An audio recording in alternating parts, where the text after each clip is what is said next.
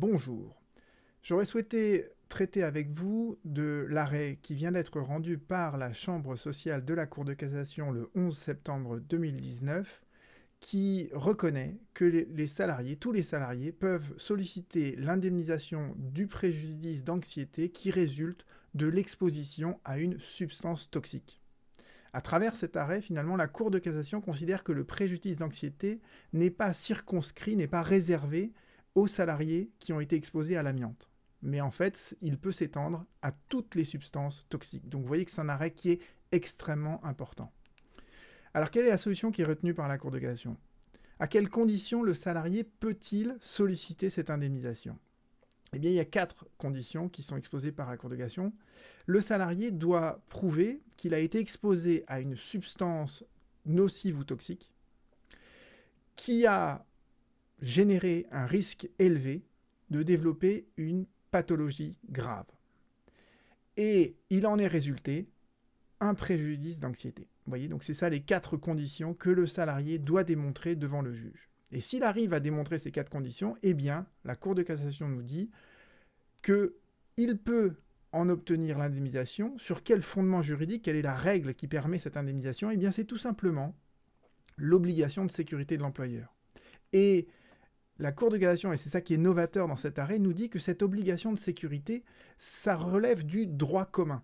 Ce n'est pas une solution qui est spécifique aux salariés de l'amiante, c'est une solution du droit commun, donc elle s'applique à tous les salariés.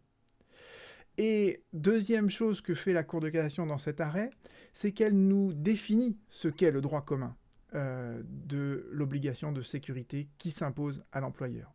Et de ce point de vue-là, la solution de la Cour de cassation n'est absolument pas novatrice, puisqu'elle ne fait que reprendre un attendu de principe que vous connaissez déjà si vous avez regardé les vidéos de cette chaîne. Cet attendu de principe, il consiste à dire que l'employeur, s'il justifie avoir pris toutes les mesures qui sont édictées par les articles 41.21.1 et 41.21.2 du Code du travail, eh bien, si l'employeur a pris toutes les mesures qui sont édictées dans ces 2 articles, alors il n'a pas méconnu son obligation de sécurité. Et cette solution, en fait, vous la voyez apparaître quand ? La dernière fois qu'on en a parlé, c'était sur cette chaîne à propos des arrêts d'assemblée plénière du 5 avril 2019. C'est les arrêts EDF dans lesquels la Cour de cassation a considéré que tous les salariés exposés à l'amiante pouvaient solliciter la réparation du préjudice d'anxiété. Et c'est une solution qui était apparue pour la première fois dans un arrêt de la Chambre sociale de la Cour de cassation, l'arrêt Air France, qui date de 2015. Donc vous voyez que dans cet arrêt du 11 septembre 2019, la Cour de cassation ne fait que clarifier et affirmer une fois pour toutes que le droit commun de l'obligation de sécurité, eh bien, c'est cet attendu de principe qu'elle répète depuis l'arrêt Air France jusqu'à cet arrêt du 11 septembre 2019. Et si vous voulez qu'on retrace brièvement toute l'évolution de la jurisprudence, eh bien, qu'est-ce qui s'est passé à propos du préjudice d'anxiété ? Dans un premier temps, la Cour de cassation a considéré que seuls les salariés qui avaient été exposés à l'amiante et qui figuraient dans une entreprise qui était mentionnée sur une liste par arrêté ministériel pouvaient demander la réparation de ce préjudice d'anxiété. Avec l'arrêt du 5 avril 2019, la Cour de cassation a dit que tous les salariés exposés à l'amiante peuvent solliciter l'indemnisation du préjudice d'anxiété, même s'ils ne font pas partie de ces entreprises qui figurent sur une liste.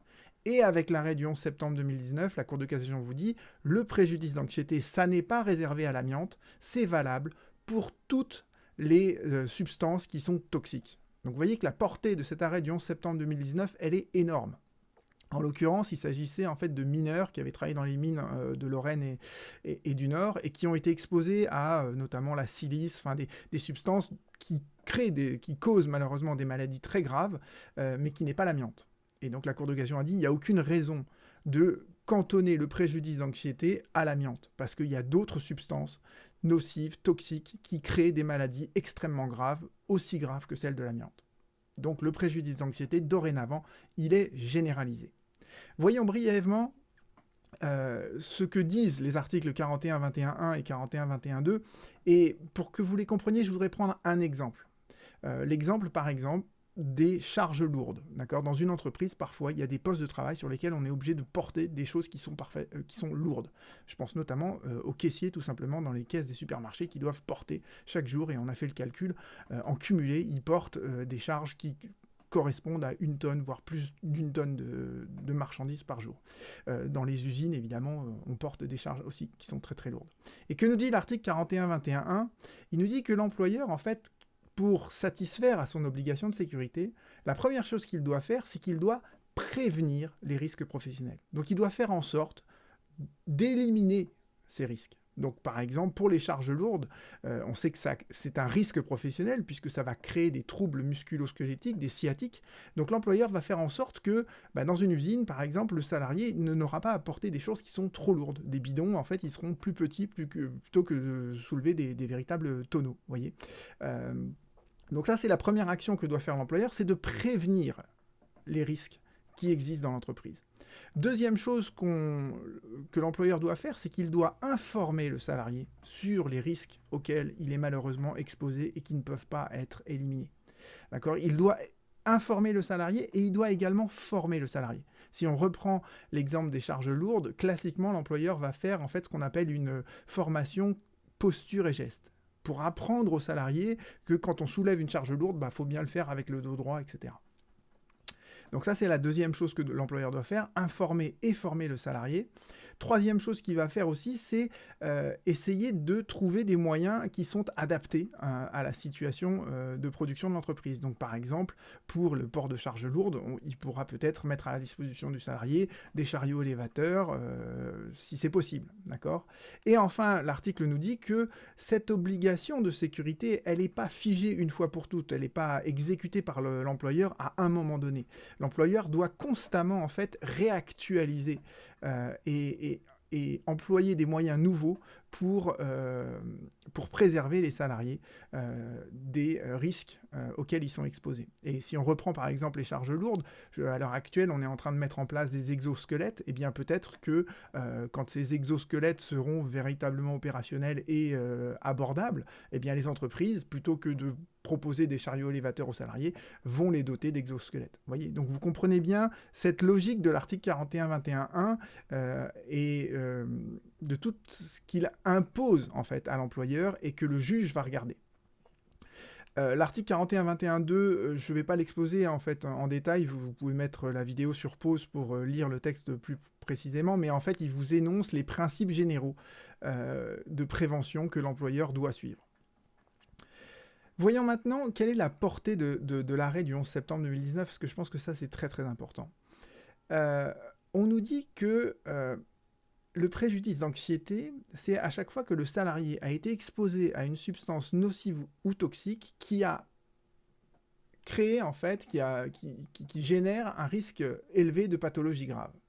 Et la question que je me pose, c'est que finalement, à chaque fois qu'on va reconnaître l'origine professionnelle d'une maladie, eh bien, ça démontre que le salarié a été exposé à une substance nocive et toxique. Et il suffit de regarder les tableaux des maladies professionnelles, que je mentionne d'ailleurs à la fin de cette vidéo. Si vous regardez les tableaux des maladies professionnelles, vous avez toujours 3 colonnes, une affection grave, une durée d'exposition et la substance toxique auquel le salarié a été exposé. Donc, quand vous regardez, en fait, à chaque fois qu'on va reconnaître une maladie professionnelle, eh bien, il y a bien une substance nocive qui était en jeu. Il y a bien eu un risque élevé puisque la maladie s'est déclarée, donc le risque s'est réalisé, et il se traduit par un dommage, par la survenance de cette maladie. La seule chose qui pourra éventuellement être discutée, c'est de savoir est-ce que c'est une maladie qui est grave ou pas, parce que finalement, c'est ça la troisième condition, il faut que la pathologie soit grave. Mais vous vous rendez bien compte que si le salarié, il est victime d'une maladie et que cette maladie se traduit par une atteinte irréversible à son état de santé, c'est difficile d'affirmer que c'est pas quelque chose, une pathologie qui est grave. D'accord ? Donc la question que je me pose, c'est est-ce que finalement, à chaque fois qu'on reconnaît le caractère professionnel d'une maladie, est-ce que, eh bien, il n'y a pas un préjudice d'anxiété qui est apparu ou que le salarié peut solliciter au titre d'une indemnisation complémentaire. Et c'est finalement là la question sur la portée de l'arrêt que je me pose, la première question que je me pose, c'est est-ce que le préjudice d'anxiété ne va pas devenir une sorte de complément d'indemnisation systématique que pourra solliciter le salarié à chaque fois qu'il est victime d'une maladie professionnelle et que la caisse primaire d'assurance maladie reconnaît l'origine professionnelle de cette maladie. Et bien évidemment, c'est quelque chose qu'il ne faudra pas oublier de plaider quand on défend un salarié.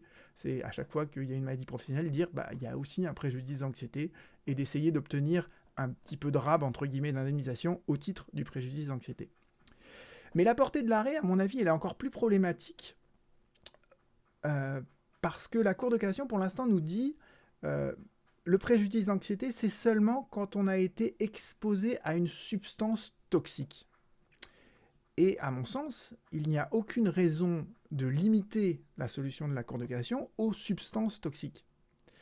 Et ça peut également s'étendre à des situations dangereuses qui génèrent un risque élevé de développer une pathologie grave. Qu'est-ce que j'entends par là ?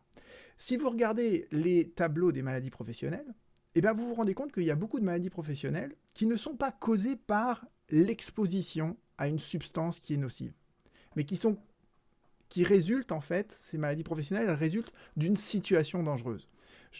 Prenons par exemple le tableau 42, les bruits lésionnels. Ce tableau-là, c'est en fait les salariés qui deviennent sourds parce qu'ils ont été exposés à trop de bruit. Et la surdité, c'est une pathologie qui est grave, c'est une pathologie qui est irréversible. Et à travers les pourvois que moi j'ai instruits sur ce type de questions, ce que les salariés font valoir, c'est qu'une fois qu'on est sourd, eh bien on a tendance à s'enfermer en fait et à se couper du monde. Donc vous voyez que c'est une maladie irréversible et qui a des conséquences terribles puisque la personne finalement se ferme complètement dans une sorte de mutisme et elle n'arrive plus à communiquer avec les autres. Donc vous voyez que la surdité, c'est grave. Et également dans les tableaux que je vous ai mentionnés là, il y a les tableaux 97 et 98 qui sont les affections chroniques au rachis lombaire. En fait, c'est tout ce qui est sciatique. Et c'est tout ce qui est justement qui résulte du port de charges lourdes. Eh bien, une sciatique, c'est quelque chose qui est très invalidant. Quelqu'un qui souffre d'une véritable sciatique, d'une grave sciatique, il peut à peine marcher, c'est quasiment une personne qui est handicapée. Donc vous voyez que un salarié qui tout au long de sa vie a été exposé au port de charges lourdes ou à un environnement bruyant, eh bien, il a été exposé à une situation dangereuse et il peut avoir subi un préjudice d'anxiété, se disant qu'à terme, il allait être brisé par le milieu dans lequel il travaillait, qu'il allait devenir sourd, qu'il aurait des problèmes pour se déplacer à cause de sa sciatique. Donc, vous voyez, je ne vois pas pourquoi la Cour de cassation limite pour l'instant, le préjudice d'anxiété à l'exposition à des substances nocives, et à mon sens, elle va à terme devoir reconnaître que le préjudice d'anxiété, on peut également l'indemniser lorsque le salarié a été exposé à une situation dangereuse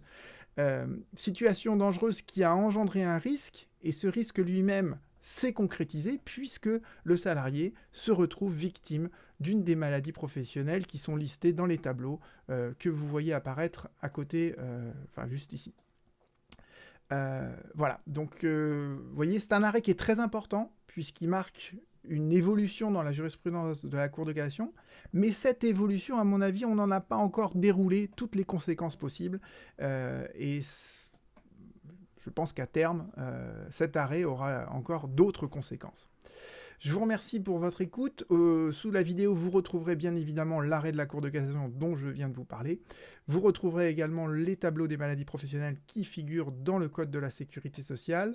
Et je vous remercie pour votre écoute. On se retrouve très bientôt sur Un de droit.